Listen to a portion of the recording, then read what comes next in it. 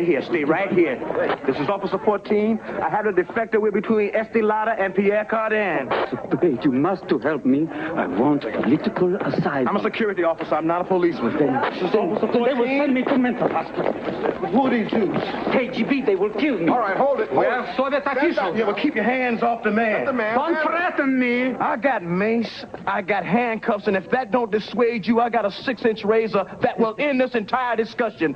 Very funny stuff. Robin Williams as a visiting Russian saxophone player in New York City defecting to America while visiting Bloomingdale's in Moscow on the Hudson, one of 4 new films we'll be reviewing this week on At the Movies, the movie review program. Across the aisle for me, Roger Ebert, film critic of the Chicago Sun-Times. And across the aisle for me is Gene Siskel, film critic of the Chicago Tribune.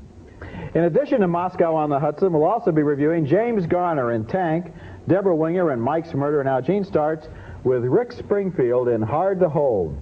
Well, once upon a time, the Western and the gangster picture formed the bedrock of American movies. Today, I think it's all changed. It's the teenage fantasy film and the teenage musical. We seem to get one of those every week. And this week's entry is Hard to Hold, with Rick Springfield, a real-life pop rock performer, playing a pop rock performer who is a big hit on stage, but he has troubles off stage. Early on in his film Hard to Hold, one of his troubles is that he has been locked out of his dressing room without his clothes. He's dashing to his hotel in a car and borrowed pants, and he's about to meet a young woman who, it will turn out, is hard to hold.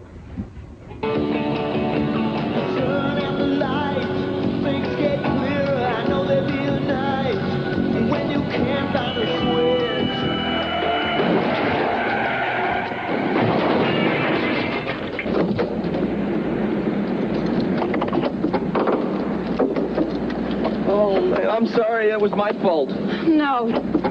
Okay? Yeah, I'm fine. I think my car is going to need a little help. Hasn't been my day. Well, sure as hell hasn't been mine. I feel terrible about this. I'll be glad to buy another car.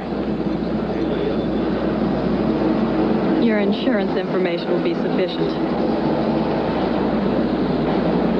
Insurance? I don't usually take care of that kind of stuff. You're not insured. No, well, I'm James Roberts. You know James Roberts?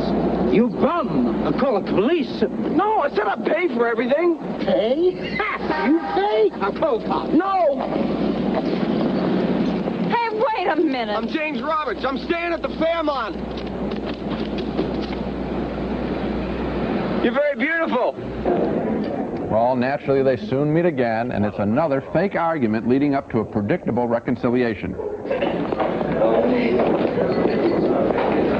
Will you stop harassing me? What? I know who you are. You're a rock person of some sort. You like my music? No, I don't like your music. Really? Why not? It's bubblegum. Hey, is that right? Well, listen, 21 million Americans seem to think different. Well, bully for them. Bully? What kind of word is bully?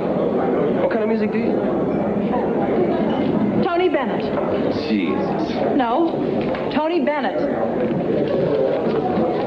Tony Bennett! How you doing?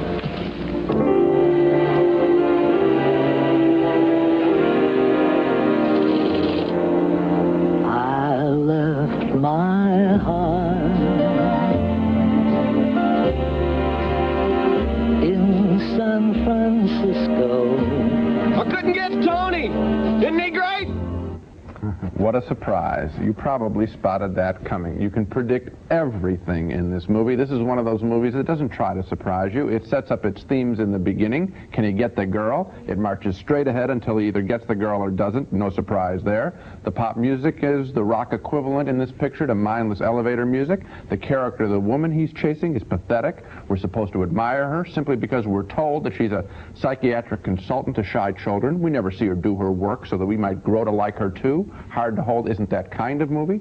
I think the worst things you can say about a musical is that its music isn't any good and the stuff in between the music is boring.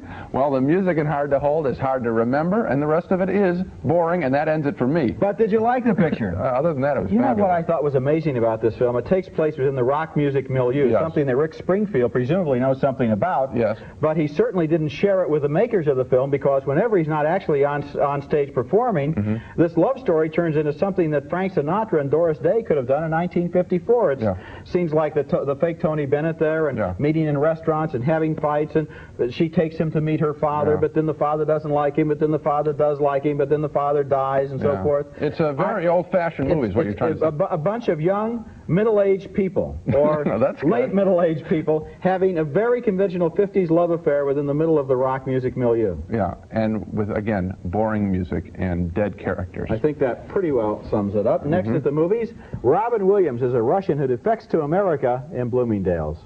Are you enjoying yourself? I mean... Oh, excuse me. Our next movie is named Tank, and that's just what it's about. It's about a giant World War II surplus Sherman tank. And this tank is owned as a hobby by a grizzled old veteran Army sergeant major who's played by James Garner. And then all of a sudden, he needs this tank for a personal crisis. His teenage son has been framed on a phony drug charge and thrown into jail. And Garner figures that the only way to set this kid free is going to be by using that Sherman tank as a persuader. Now, maybe Charles Bronson ought to try this idea for Death Wish 3, you know, where he just blows up the houses of everybody who insults his wife. In this scene, James Garner has a showdown with the local deputy sheriff. Oh, Lord. I do believe I got you covered. Oh, Jesus. Oh, Lord. Please, mister. Now bring my son out. Don't be cute. I'm in a bad mood. Oh, Jesus. I won't to, Sergeant. I swear to Jesus. But, Sheriff thought you might pull some of that legal stuff, so, he had your boy transferred out to the county farm last night. Put him on the work detail right away. Who's inside the jail? Just a couple of drunks. He's lying. Shut your mouth. Deputy, do you have any idea what would happen to you if I pulled this trigger? He's got that lawyer all hired in there, too. Get the deputy's keys and let everybody out, Sarah? Yes, sir.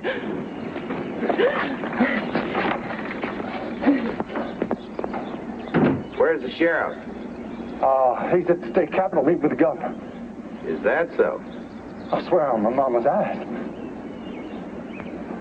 Deputy, you go over and rip the radio out of that squad car.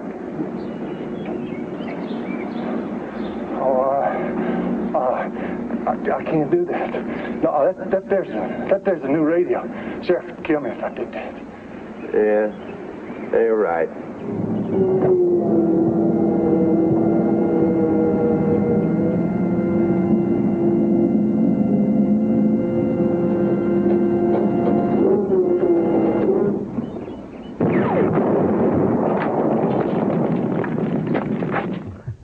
Well, that's a funny scene. There are a lot of funny scenes in this movie, although you ask questions like, why didn't the deputy shoot him when he turned his back? Yeah. But there are also some very violent scenes in this movie, and a lot of offbeat scenes involving men's cruelty to women, and some very ugly behavior by the local law officers, who are all basically sadistic fascists. So the movie never seems to really know if it wants to be upbeat fun or downbeat social drama. It's sort of a cross between Cool Hand Luke and Smokey and the Bandit. And I think they should have gone one way or the other. As it is, the heavy-handed scenes undercut the fun, and the movie ends up being very badly confused. I don't think very badly confused, and I was surprised. This thing sort of got to me, and I think if I have to pick the one element that got to me consistently throughout, it'd have to be James Garner's performance. He's such a likable guy on television. I didn't think he could handle a movie, because movie stars generally are more remote, and Garner doesn't seem to be able to do that.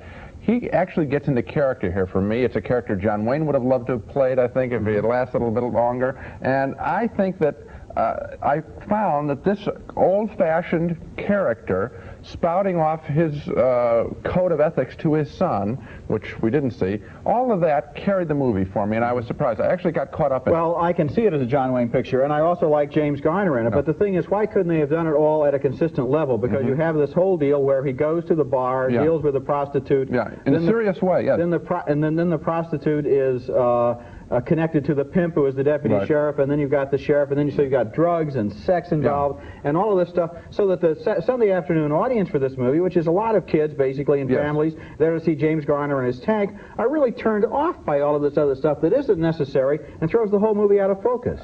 There is a split there. There's no getting around it. It could have been a better film. I was more disappointed because I thought it was so serious in the beginning. I was disappointed when it went to the humor, frankly. At the end, it's sort of a saving gasp. It's confused, and yet I just say that there is a performance there and a cohesiveness in the writing of the James Garner character that I found appealing. There's a performance, but it's not enough to save the movie. Okay. Our next film is Moscow on the Hudson, with Robin Williams playing a musician with the Russian circus who defects to America while visiting New York City. And one of the things that turns his head in New York City is the wealth of goods in Bloomingdale's department store. And another thing that turns his head in Bloomingdale's is one of the beautiful salesgirls in the store itself. The employees in the store have been warned that the Russians are coming to visit. The Russians are coming. Excuse me. You must be Russian. Yes, I am with the circus. Yeah, I know. We heard that you guys were coming today. And let me tell you something. I wish for peace among all nations. I am looking for blue jeans. We had a nuclear freeze demonstration this year, and I march. Make love, not war, we say. Make love. For sure. I look for blue jeans. Blue jeans, right? Designer jeans? Jordan, Calvin Klein. Calvin Klein. Calvin Klein. Okay. You go straight back, huh? To menswear, like where that pole is. I am Russian, not Pole. Yeah, I know. Now, Robin Williams and that woman eventually do hit it off after he defects. But his most important ally in the whole defection process is the security guard at Bloomingdale's who holds the Russian secret police at bay in the store. And when the issue is, after the defection, where will Robin Williams spend his first night in America? The security guard generously opens his home and welcomes Williams to his neighborhood. This is what is known as a ghetto, man. We're talking with a capital G. I like it. It is nice, and the music is so free. It is. Must be pretty bad in Russia. It's not human. There are many beautiful people. Sounds like Alabama. I read about slavery. Yeah, well, slavery, at least the work was steady. Sounds like Russia. I make jokes. That's okay. I feel to make joke in other languages. It's good. Okay. That was Cleveland Derricks as a security guard, and he gives a nice performance in a winning character role. Moscow on the Hudson is a rare kind of movie these days. It actually is warm and wonderful without being sappy. It is broadly patriotic also. It's a love letter to America without being blind to our country's faults. It's fresh and it's funny. Robin Williams gives an excellent, restrained performance as the defector. Sometimes, you know, he's allowed to get so manic on film that it completely breaks the reality of the movie, but not here. I enjoyed Moscow on the Hudson a lot. I think it's Robin Williams' best performance on film, and it is a good performance. He creates a character. I thought all the way back to Alan Arkin and The Russians Are Coming, another guy who really made you feel that he was this guy. And the entire movie really feels like it's really happening. It doesn't see, despite the description of it, it makes it sound rather contrived. When you're watching it, it doesn't feel contrived at all. When I saw this, I thought of Frank Capra, who made similar kinds of emotional movies in the 30s. If he were working today and having to set it today, I think this is the kind of picture he would make, and I mean that as a compliment to the director Paul Mazursky, who has been very emotional in his films before, and sometimes it gets out of control because all they are is emotional. Here in this film, there's also a lot of funny stuff going on, which leavens the emotional material, and it all seems very fresh, and it all worked for me. You know, another thing I think Capra probably would have liked, as nearly as I can remember, you may be able to correct me on this, there's not a single speaking role in this movie by a white Anglo-Saxon Protestant. Every single person is a member of one sort of minority or another. Right. An ethnic minority, a sexual minority, a racial minority, and they're all in the melting pot together. The Pakistani taxi drivers, the Chinese guys, the Japanese anchor woman, the black security guard, the Italian sales clerk, the Cuban lawyer, and on and on and on. Yeah, it's subtly done, too. That doesn't hit you over the head with it, and it makes its point quietly and very well. A very good film. It's a lot of fun. Next at the movies, Deborah Winger is a woman who gets caught in the middle of a drug-related murder. Did you hear about it? Hear what? Deborah Winger is one of the hottest young actresses in America and one of the best after her performances in Urban Cowboy and Officer and a Gentleman, and of course Terms of Endearment. Now she's in a new movie named Mike's Murder, and it's a violent and unforgiving look at the drug scene in Los Angeles. At the beginning of the movie, she meets a young guy named Mike, and she doesn't know him very well, but they had a one-night stand together about 6 months ago, and she sort of liked him, so they make plans to get together again. But then in this scene, she finds out over the telephone that Mike has been murdered.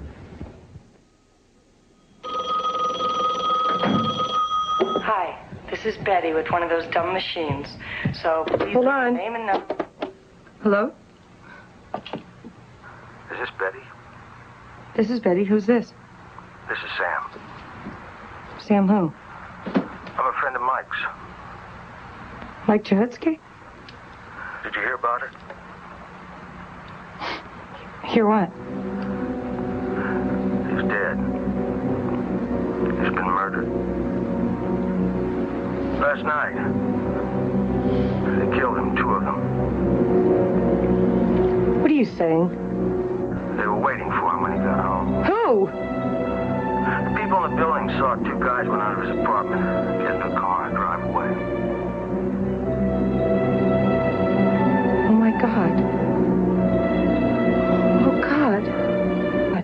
Mike's Murder inspires paranoia in the drug world, and one of Mike's friends holds her as a hostage. You think it's all my fault? He knew what had happened. He was part of it. He took his share. I gave him his share. I'm so thirsty. Let me get you your brandy. You're not gonna leave? No. You're not gonna run away? No. I want to help you. That was Daryl Larson as the paranoid, drug-crazed guy who threatens to kill her because he knows that his life is going to be in danger from some of Mike's old drug-dealing buddies. Mike's Murder is not any sort of a conventional violent thriller. Instead, it takes a very cold, bitter look at the world of drugs in Los Angeles and at the violence connected with the drug trade. Deborah Winger's search for the reason behind Mike's murder involves her with some complicated, pathetic characters, especially, and very memorably, Paul Winfield is a gay drug user, and Winfield's performance is a good one. It's perfectly balanced between the hateful and the pathetic. Mike's Murder is an ambitious, scary, interesting picture. I liked it. Its only problem is the drug scene itself is so shapeless and ultimately meaningless that to some degree, so is the plot of this movie. The drugs don't go anywhere, and the movie kind of follows the drugs to nowhere. Well, I think there's another problem with the film, although I liked it in a way, too, and I'll get to that. But the big problem for me was, at first, it is the story about this big world that she can't penetrate and is beyond her. And I like movies that always have that, thinking of pictures like Chinatown, or even Against All Odds, where there's something out there, and the hero of the film can't get a clue on it until the very, very end.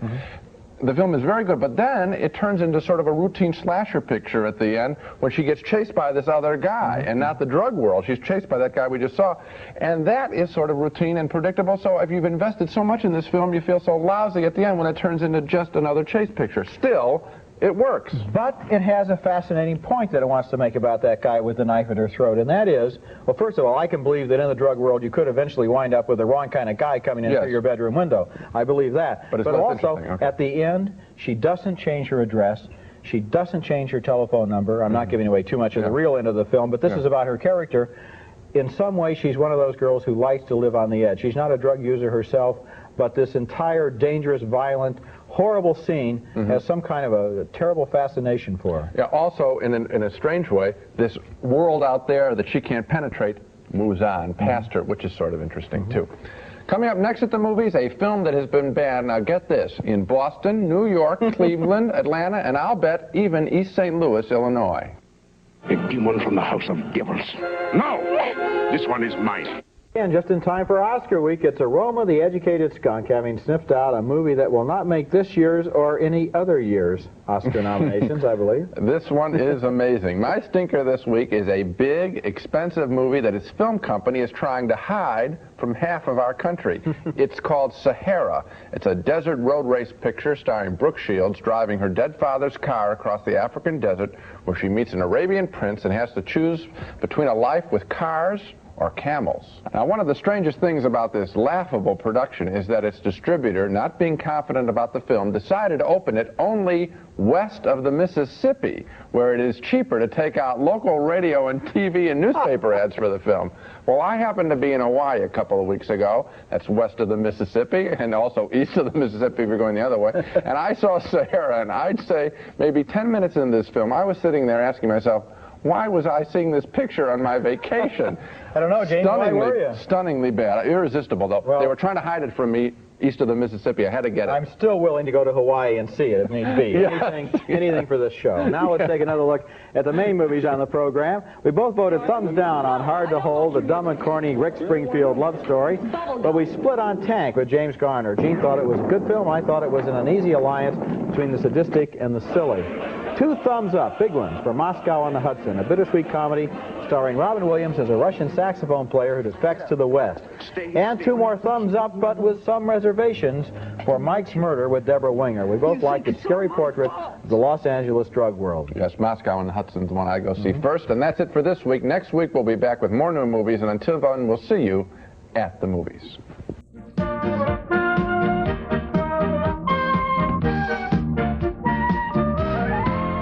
Pan American, whether it's business or pleasure or a little bit of both across the country and around the world, Pan Am, you can't beat the experience. America's favorite movie candies are coming home. Now enjoy Raisinets, Goobers, and Snowcaps at home and at the movies, star attractions for your movie time pleasure. New AutoFresh flow-through car air freshener attaches to your air vent and circulates freshness throughout your car. Another fresh new idea from Johnson Wax.